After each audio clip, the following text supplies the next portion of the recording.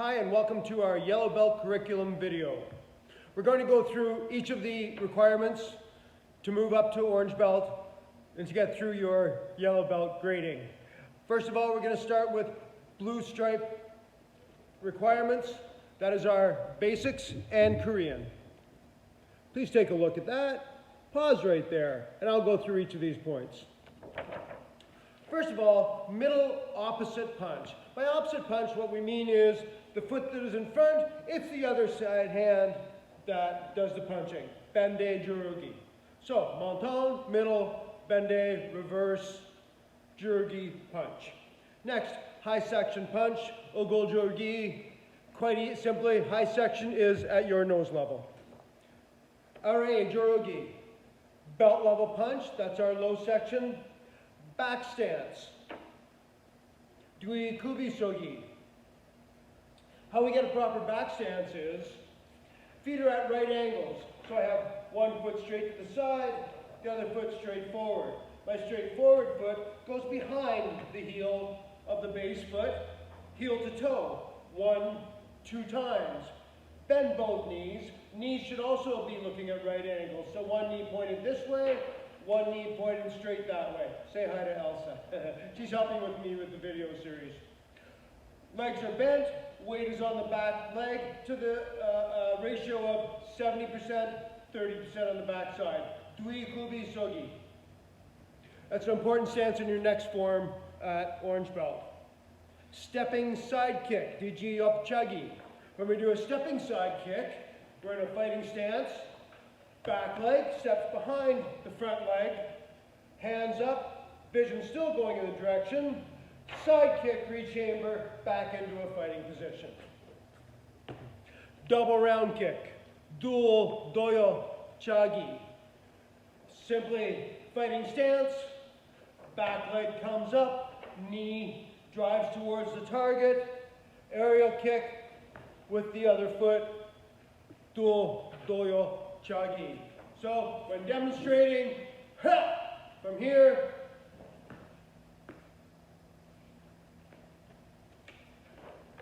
and that's your Korean for the belt level. That's it, that's all. Not too bad, right? You can get that down. Green, we have Humse Taiguk Ijong for your green stripe. Look for the videos that have Ijong. I think that video also has Kibon and Iljong in it. Good review as well. Get through that. Now, for your white stripe and yellow belt, we introduce one-step sparring at that level. One-step sparring is learning how to time interception of a strike with a block, how to move in different directions. So if a strike is coming straight in, I have the options to move inside to deal with the situation and close-in techniques for striking. I have the option to move to the side. Then I need mid-range techniques. I have the option also to block and move away. If I choose to attack, then we need distance techniques to close the distance and move in to deal with the threat. One-steps are very traditional martial arts. A lot of different martial arts have the same kind of thing. It's an essential part of a lot of Taekwondo curriculum. So this is how we do it in traditional, when we practice it in class, we have to do it such that we observe the steps involved, like bowing when we enter the dojang. Like yes or no sir to your instructors. It's traditional martial arts. So when we are attacking somebody else and they are doing the one step, we respond to their key off. So if I was doing the attacking, the other person was doing the defending, I'm in Junbi, they're in Junbi Sogi. They key up, I go back to a low block and do Apkubi Sogi and get ready to strike. So they go cap, I do low block into Apkubi, hand is at my hip, ready to strike. They key up again, I step in, strike, back into Apkubi, and they do their technique. Now we assume when we're doing a one-step that we're going to do a middle punch. If it's anything other than that, it's up to the person defending to indicate, while in Junbi and before key-upping, I do this, the other person nods, yes, that means we're doing a high punch, or this, that means a low punch. If there's no signal in a one-step, we'll assume it's monton jurugi, middle punch. So I'm going to give you a couple for you to work on in defending one step. You're required 2 one-steps for your white stripe. Let me show you something. For your white stripe level, 2 traditional one-step sparring techniques, all previous releases plus headlock and bear hugs. We'll get to that next. So, one step. So as I mentioned, we have options to go in different directions. So, we're in Jin B, I go, cut, and you step back into a apkubi sogi, ready to punch. I key up again, I set up for a block, I key up, you step in strike, I step into 45-degree angle into horseback stance with a low block. 2 middle strikes, key up with a palm heel strike, and then we go back to here. Okay, so that's your first one. In our old series we had, that was our number 1. So, stepping in 45 in a horseback stance, low block, make sure you intercept the arm, double punch, and palm heel strike to finish. Key up on the finish. So that's 1. Here's another one. Now we moved in on that one, so we use short range techniques. This one, we're going to step back with our right leg into apkubi sogi. We're going to do a high block to intercept the high punch. Going to step in with a long distance technique. Because we've stepped back, we have a distance. I can't just punch from here. So I will strike with a kick, move in, and do another strike from there. So watch this one.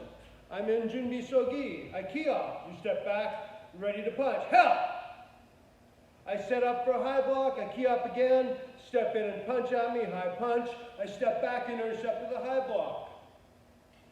Now, right leg kick, can be a front kick, can be a roundhouse kick. I can go for the knee, I can go for the abdomen, I can go for the head, whatever. I'm just going to do a front kick maybe to the ribs.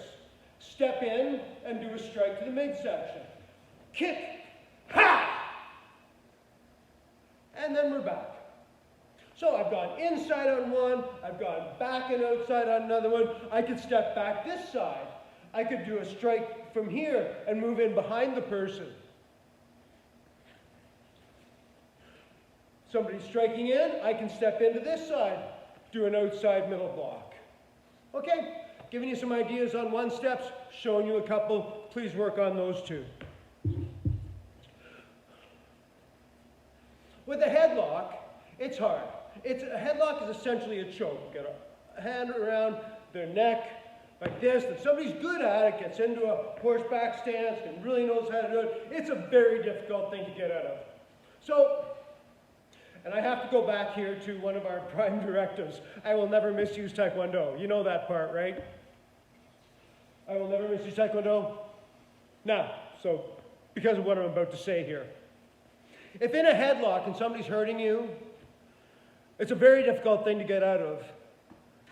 It's a scary thing if somebody's got you in a headlock and you don't know what's happened. They're hitting you, they're doing something you don't like.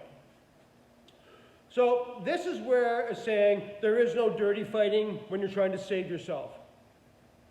On the inside of the leg, a pinch like this and a twist. I was going to say try it on yourself, but it kind of hurts. And it'll really get the person's attention away from the headlock. So if you're down there, there's a couple of things you can do, and if you're truly in danger, you can do this hard, and I guarantee they cannot hold on to you if you do this. Inside the leg, pinch, and twist. It's a horrible feeling. There are other things we'll talk about when we get into class, but after you do that, the knee that's closest to you, play with this a little bit, be careful. You can collapse that knee of the attacker when they have you in a headlock. If you collapse that knee and push them forward, they're going forward, release, hands come up, get away. Hopefully that makes some sense. If you have questions, please post them, and I'll go through these in more detail later. Next one, you know what bear hug is? There's a front bear hug, there's a back bear hug, just step behind you and they do this.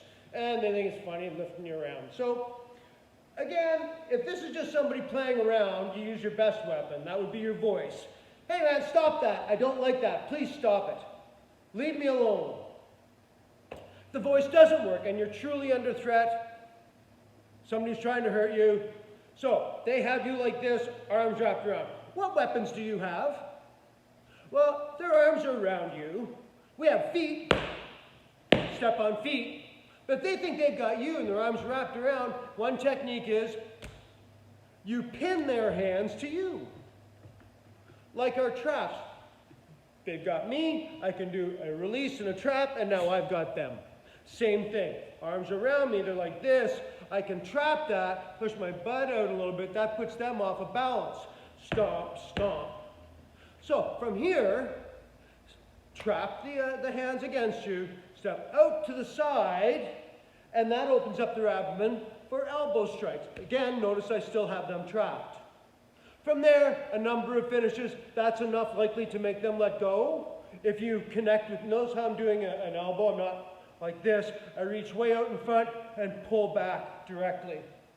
At that point, there are throws, hip throws, step behind them, arm locks, number of ways that we can finish that, but that's a basic kind of way to deal with a back bear hug. Front bear hug, they do it from the front, their face is right there. If it's a bad situation, you have your forehead. There's a lot of things that you can do from there as well. Get your hands on the hips, on their hips, push back as you step one leg back. That creates some distance. You can strike or work with the arms if you would like to. Play with that a little bit. When we get together later, if you have any questions, let's go through those. Last of all, we have Barrie Taekwondo Club School Oath. Now, in my club in Edmonton at Grandmaster Min's place, every belt level, every age level had to be able to cite our school oath as well as our tenets of Taekwondo. I hope all of our students understand and know our tenets of Taekwondo now. Respect, patience, integrity, confidence, perseverance, indomitable spirit. I thought I got the order mixed up there. I didn't, thankfully. But as well, for yellow belt, I want you to know and understand our school oath. So let's take a look at that.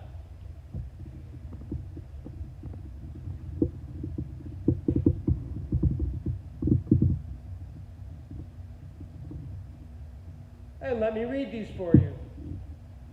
I will observe the principles of Taekwondo. I will be loyal to my nation and respect my parents. I'll be obedient to my instructor. I will respect the instructor in all senior ranks. I'll practice courtesy and patience with my junior. That's a tough one for older brothers and sisters. And last of all, I will never misuse Taekwondo.